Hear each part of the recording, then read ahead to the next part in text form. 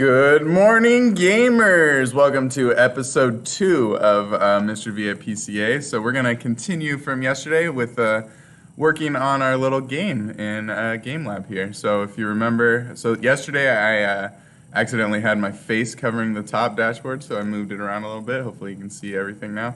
I know we're blocked off down here, but I'll try to be more aware of it this time. So to continue your game, you're going to hit projects at the top. And then you're going to scroll down and find the name you gave it yesterday. So I named mine My Game. Hopefully you can come up with a better name. I'm going to come up right now. I thought about this overnight. This is going to be B Game. So, much more exciting than My Game. We got the B Game. So we're going to continue B Game here, and we're going to add movement to our character today. So just a couple things I want to refresh you on from last episode. So if you go to the animation tab here, now you can actually see it. So this name is the name that you have to put inside of animation 1. So if I change this to be B, then I need to change this to be B as well so that our B will still show up. So the name of the animation is what gets set in here. And then the sprite is the name of your variable. So I'm going to change this to be B also.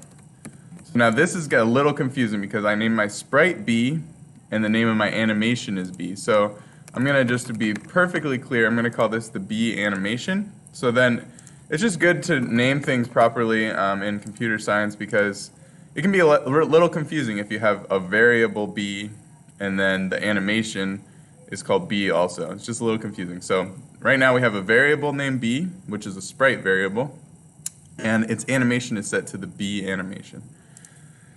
Okay, so how do we add movement into our game? So movement is all about getting input. So control is going to be an important thing. If something happens, then something else happens. So we're going to need a couple if statements. I'm just going to make it move left and right for now. You can figure out up and down by yourself.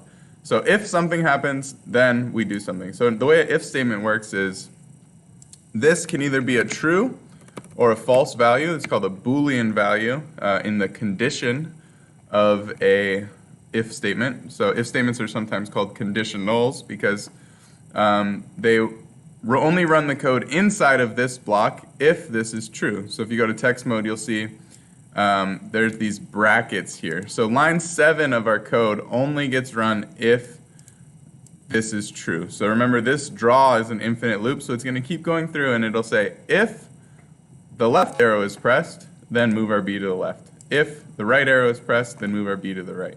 That's kind of the basics of movement. So how do we get that user input? So under world, we're going to have this key down example. So then we're going to do left and right. So if key down left, if key down right. And then what do we want to happen? So how can we make a B move to the left? So if you remember yesterday I said there's this grid that determines where the B is. Right now it's at 200, 200. Coordinate is 200. So if I move my mouse to the left, oh, this is behind my face. Let me see. How can you guys see this?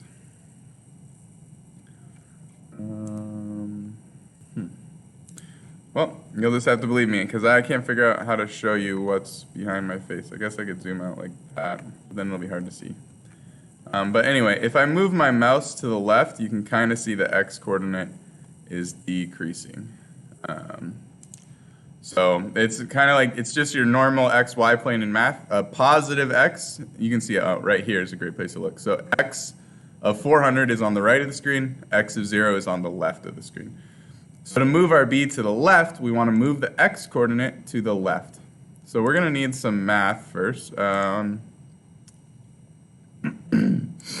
want to do sprite.x equals, no, but sprite isn't the name of our variable anymore. So b.x equals b.x minus 5. b.x equals b.x plus 5. All right, now I'm pressing my arrow keys left and right, and it's making my B move. The last thing that's kind of annoying about this is we want the B to probably face to the right when it's going to the right. So we're going to have to make a new animation to make that happen. So under animation, I'm going to go ahead and duplicate this animation. And then I'm just going to change both of the frames to be facing to the right. So now I'm going to give these some better names now. So now this is going to be called the B left animation, and this is going to be the B right animation. So we're going to leave the default animation to be B left. And now all we have to do is when the B gets facing, if we're pressing right, we want the B to go right, we'll set the B's animation to be B right. So now it starts left, and when I press right, it moves to the right, up, but when I press left, it doesn't move back. So we have to set the animation when I press the left arrow key also to be B left. All right, so there we go. We have movement in our game, so I'll leave it up to you to see if you can figure out how can you move the B up and down, and that'll be your challenge.